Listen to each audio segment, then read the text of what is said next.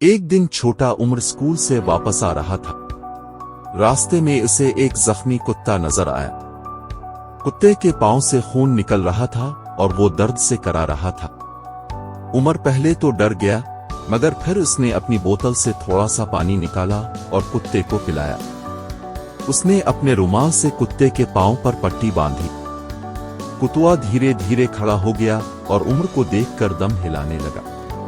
عمر نے مسکرا کر کہا، اب تم ٹھیک ہو جاؤ گے۔ چند دن بعد عمر کا اسکول کا بیگ کہیں کھو گیا۔ اس میں اس کی کتابیں، ہوم ورک اور لنچ باکس بھی تھا۔ وہ بہت پریشان ہوا۔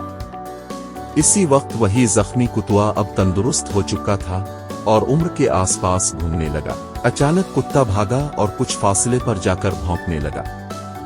عمر دوڑا اور دیکھا کہ اس کا بیگ ایک درخت کے نیچے پڑا تھا۔ کوئی بچہ شاید وہاں بھول گیا تھا۔ عمر نے خوشی سے کتوی کو گلے لگا لیا۔ تم نے میری مدد کی، جیسے میں نے اس دن تمہاری کی تھی۔